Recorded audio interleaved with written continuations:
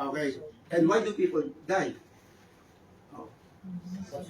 Disobedience and ignorance. So, di natin alam. Tayo ngayon ang magtuturo.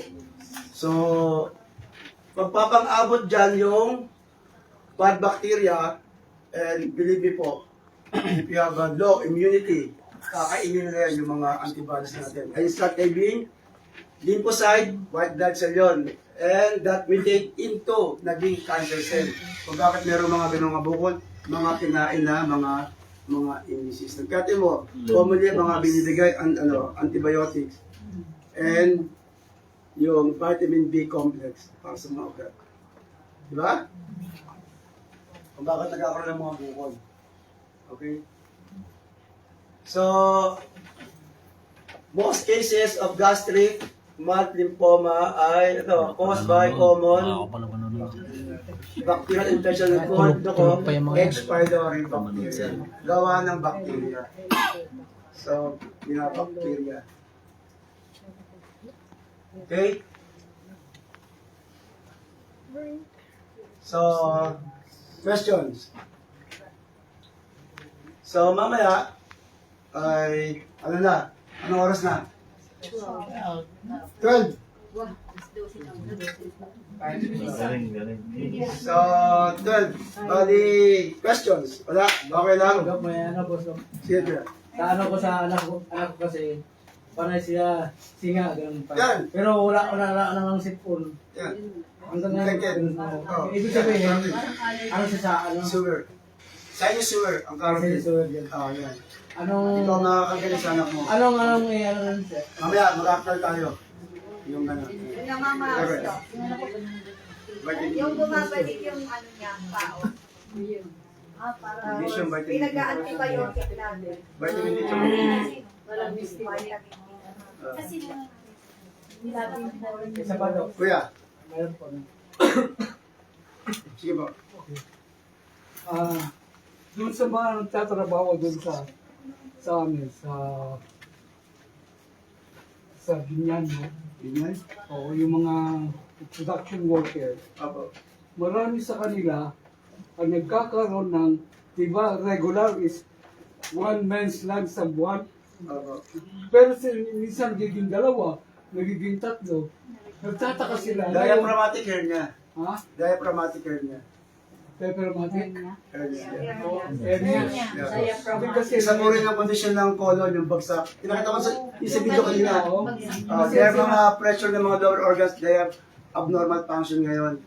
Part of brain therapy, ibabalik natin yun. O, yun nga sinasabi nila, laging hormonal imbalance. Yun ang binabanggit nila dahil sabi daw ng mga doktor, hormonal imbalance. Of course. Apo, tama naman yun. Kaya lang yung isa din naman, remedy, conditions, ang gagawin natin. Parasites pa yun. Conditions. yung colon niya po bumababa. And, balikan natin, yung colon, kapag ka hindi ka regular poops, mabigat sa katawan yan, bit-bit natin yan. Kaya yung mga akyatan, they have hingal-hingal. And there's science, kapag ka nakapag-blessing ka at nawala, pag akyat mo, they have experience na, wow, parang daw hiningal. Of course, wala na yung bit-bit ng mga dalaw eh. Ibig mga 3 kilos, 4 kilos, 5 kilos. Kilala niyo si June Encarnacion?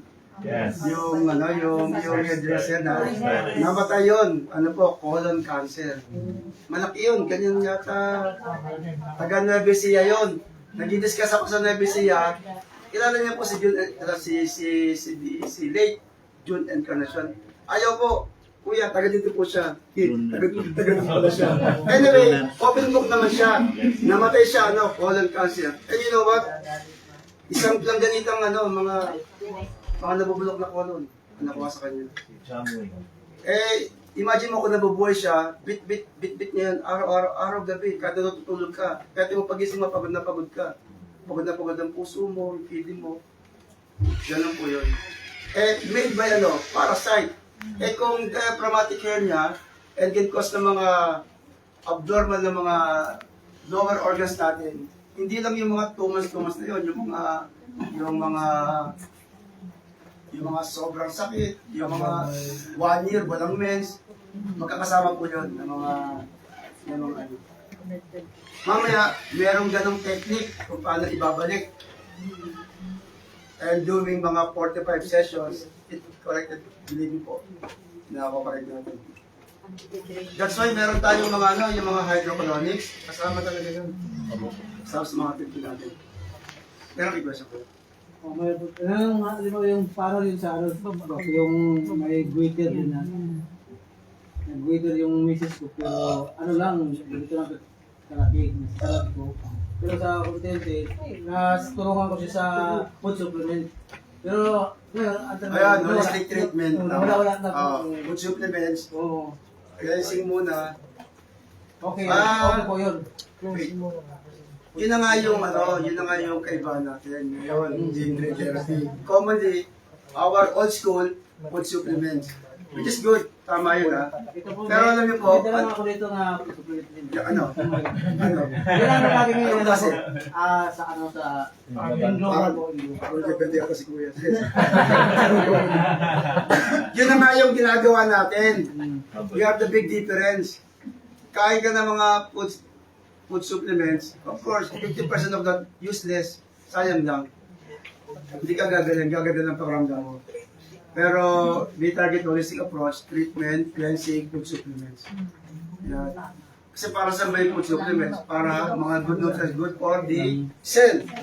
Believe me po, kung if you have strong cell, you have strong body.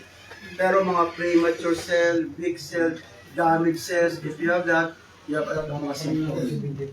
So, hindi lang bukod. Balik-balik lang siya. So, sayang. 50%. Gaganda lang pakiramdam mo. Okay? And now, ngayon, ay brain therapist ka na. Now, alam mo na. Ano pala yung bukol na yun? Expired bacteria pala yun, parasite pala yun. Alam niyo ba yung, yung gout? Are you familiar sa gout? Yung parang bukol? Kapagod ko sa inyo. Hindi ko napakita kanina eh. Ayaw ko na.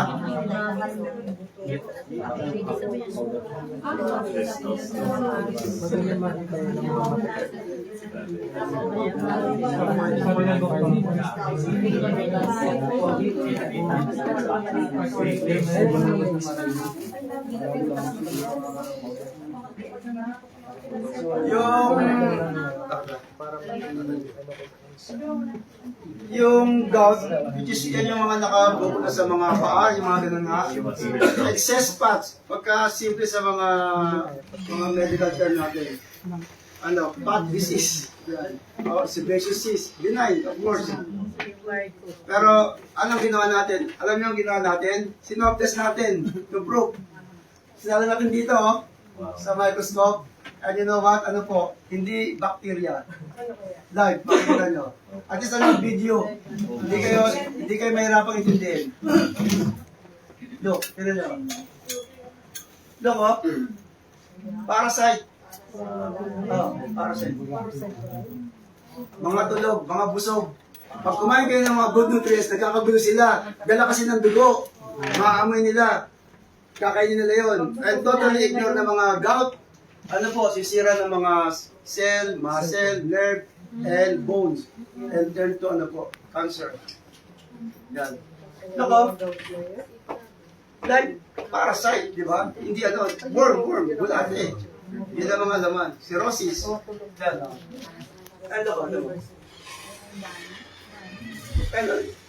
Hello. Ito ba gumagalaw? Naglalaro din, may sigla. Kasi masakit. Kaya ito masabi mo. Kasi napakain kasi ako ng munggo. Yung munggo, it's very essential foods na pagkain natin for growth. Amino. But the problem, pagkain din nila. Meaning sa pagkain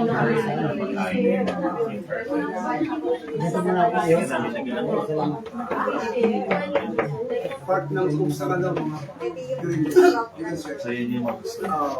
So, sila muna sa kain. Yung mga parasites. yung isang article na nabasa ko, share ko lang. lahat ng mga pagkain ng mga pinagabawal sa mga ganito. Parang sa isang banda nakakalungkot. Kasi mga pagkain talaga yan.